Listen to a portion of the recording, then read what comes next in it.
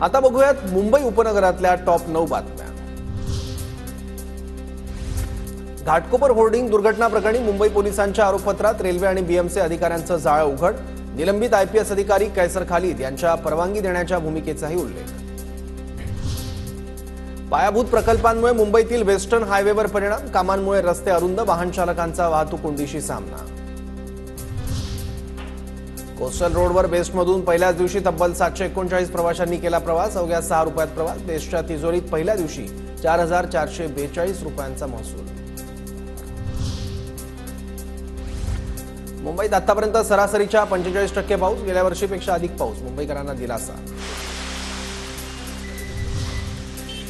मुंबईतील धरण क्षेत्रात पावसाचा जोर कायम, 10 दिवसात मुंबईच्या पाणीसाठ्यात 21% वाढ, मात्र मुबलक पाण्यासाठी प्रतीक्षा कायम।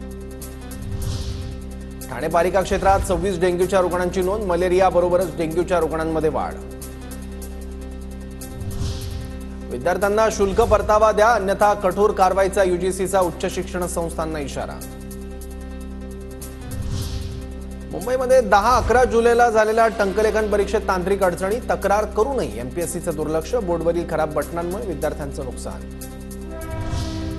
मुंबई आंतरराष्ट्रीय विमानतळावरून 2 कोटी रुपयांचा गांजा जप्त, बँकॉकवरून आलेल्या महिलेकडून गांजा जप्त, खाद्यपदार्थांचे बॉक्स आणि खेळण्यांमधून सुरू होती तस्करी।